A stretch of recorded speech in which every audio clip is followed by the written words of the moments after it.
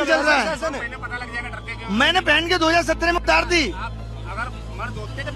एक टीचर ने ही पढ़ाया होगा, तभी यहाँ पर वर्दी पहन के खड़े हैं भाई साहब। और ये एक टीचर से ही बोल रहे हैं कि अगर वर्दी पहनते तो मर्द मानता। ना जाने कितने बड़े बड़े क्रिमिनल इतने बड़े बड़े क्राइम करके आजाद घूम रहे हैं, और यहाँ पर ये टीचर जो कि बच्चों के हक के लिए प्रोटेस्ट कर रहे हैं, उनको रोककर खुद की मर्दानगी साबित कर रहे हैं भाई साहब। और भी ना जाने क्या क्या किया जा रहा है टीचर्स के साथ, जो कि अपनी अच्छी खासी जिंदगी छोड़कर यहाँ पर बच्चों के हक के लिए प्रोटेस्ट कर रहे हैं, क्योंकि वो सिर्फ बच्चों को बच्चा बोलते नहीं है, वो मानते भी हैं।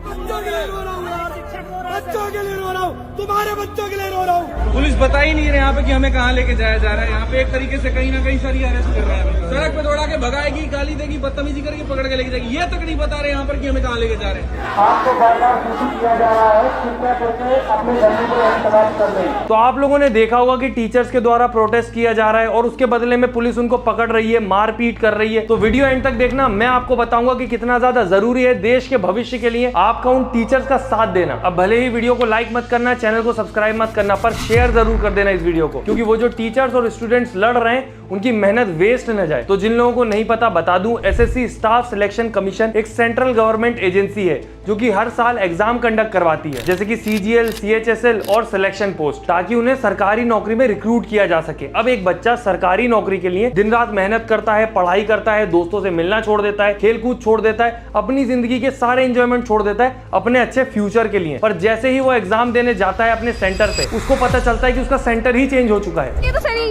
इसमें दिखा रहा है आरके डिजिटल सेंटर नंबर 2 और गेट नंबर 2, और ये मैंने अभी एसएससी की साइट से डाउनलोड किया है। इसमें सेंटर दिखा रहा है पवन गंगा।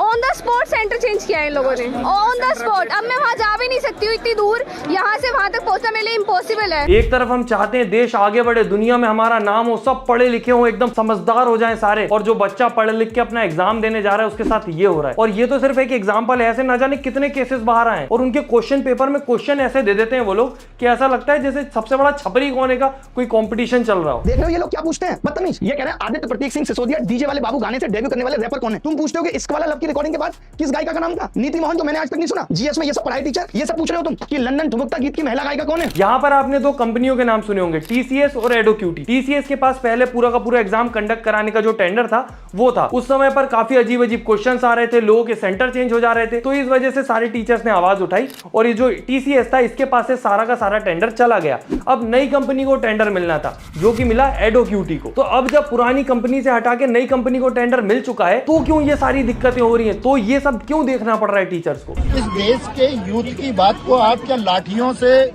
दमन कर देंगे, कर दी जाएंगी। ये सर का हाथ यहाँ से टूट चुका है। अभी हम लोगों को इन लोगों ने गिरफ्तार करके बस में बिठा लिया है, तो ये लोग कह रहे हैं कि इन लोगों को कहीं बाहर ले जा करके पीटेंगे, कुछ करेंगे। तो देखो सिंपल भाषा में समझाऊं तो एसएससी जो एग्जाम कंडक्ट करवाती है वो हर 5 साल में टेंडर निकालती है प्राइवेट कंपनियों के लिए, और प्राइवेट कंपनियां इसमें बिड लगाती हैं और एक बजट बताती हैं कि इस बजट में हम एग्जाम सेंटर, वहां के सारे स्टाफ और जो सर्विसेज है सारा कुछ मैनेज कर लेंगे। और इस बार टेंडर एडोक्यूटी को इसीलिए मिला क्योंकि उनने जो बिड लगाई थी वो टीसीएस से आधे रेट पे थी, और जो टीसीएस है वो ऑलरेडी बहुत कम बिड लगाता है। तो आप सोचिए जब बजट ही इतना कम होगा तो इतना बड़ा जो एग्जाम पूरा का पूरा कंडक्ट होता है वो कैसे नॉर्मली हो जाएगा। अब पहले जो टीसीएस के पास टेंडर था वो टाटा की कंपनी है, तो उनके काफी सारे कनेक्शन है, तो वो कम बजट में फिर भी सही से काम करने की कोशिश कर रहे थे। पर यहाँ तो उसका भी आधा बजट है, ऊपर से इनके पास कनेक्शन भी नहीं है, और दूसरी चीज तो ये है कि ये कंपनी भी ऑलरेडी बदनाम है, हिस्ट्री भी खराब है भैया, इनका तो पास्ट भी बेकार है। ये एडोक्यूटी पहले भी एग्जाम कराती थी, उसके बाद इसको बैन कर दिया गया था। इसने जितने भी एग्जाम कराए हैं 2020 में इस पे पेपर लीक का आरोप लगा है, 2022 में इस पे पेपर लीक का आरोप लगा है मध्य प्रदेश में,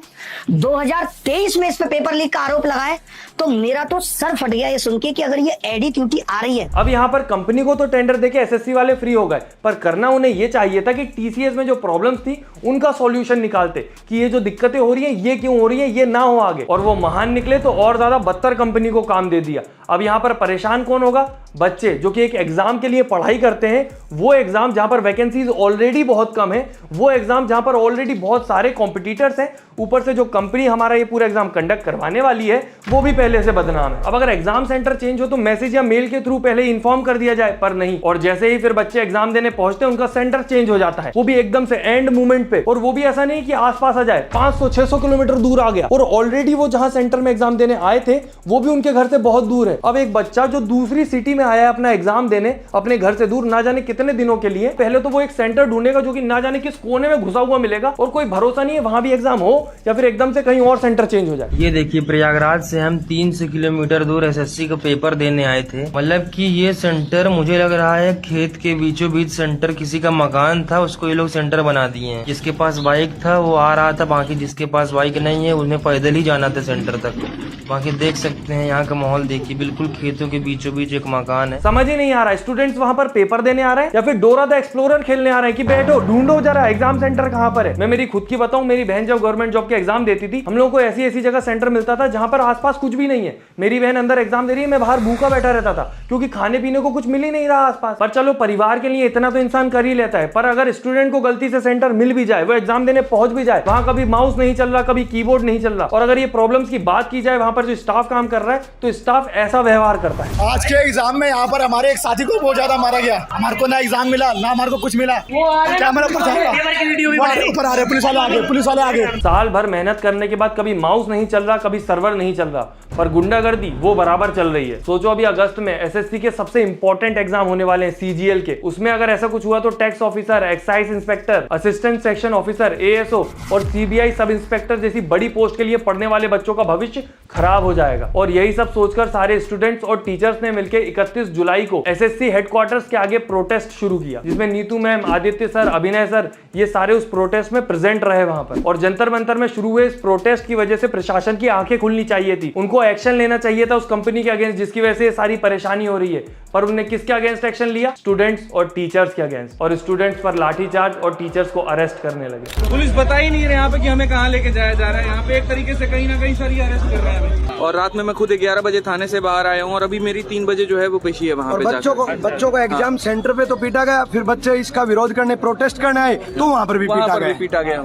हमारे देश में गुरु को भगवान से ऊपर माना जाता है, और जो टीचर्स वहाँ पर स्टूडेंट्स के साथ खड़े हैं, परेशान हो रहे हैं, उन्होंने साबित कर दिया कि क्यों माना जाता है। पर उन टीचर्स के साथ कैसा व्यवहार हो रहा है? ऐसा हमारे ऊपर में FIR भी हुआ है कुछ शिक्षकों के ऊपर में, कुल मिलाकर के 41 शिक्षक हैं। अभी हम लोगों को इन लोगों ने गिरफ्तार करके बस में बिठा लिया है। मुझे बताओ, ये सर को पर्सनली क्या प्रॉब्लम थी? इनकी जिंदगी तो अच्छी चल रही थी, ये तो अपनी जिंदगी में सेट है, कंफर्टेबली जी रहे थे, फिर क्यों ये अपना कंफर्ट छोड़कर यहाँ पर परेशान होने आए? क्योंकि ये बच्चों के बारे में सोचते हैं, ये इस देश के भविष्य के बारे में सोचते हैं। पर वो लोग नहीं सोचते जिनको सोचना चाहिए। उनको कोई फर्क नहीं पड़ रहा। उनको फर्क पड़ता है जब सीमा को पाकिस्तान भगाने की बारी आती है, क्योंकि उसमें टीआरपी मिलती है, उसमें व्यूज मिलते हैं। या फिर किसी बॉलीवुड के बच्चे को लॉन्च किया गया हो जिसमें उसने अपने चपटे से एक्सप्रेशन देके उस मूवी को डुबाया हो, क्योंकि वहां पर तो सारी मीडिया पहुंच जाती है, सारे न्यूज चैनल वही दिखाने लगते हैं, वो नेशनल न्यूज होती है।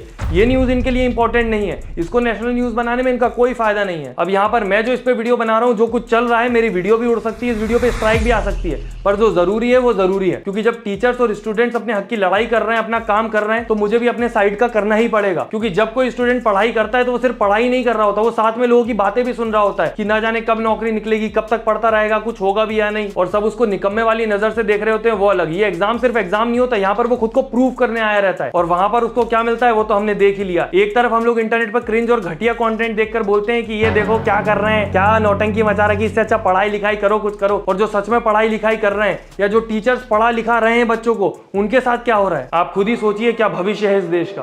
बच्चों को पढ़ाने वाला कौन है जो ये वर्दी में है? बच्चों के लिए रो रहा हूँ यार, बच्चों के लिए रो रहा हूँ, तुम्हारे बच्चों के लिए रो रहा हूँ।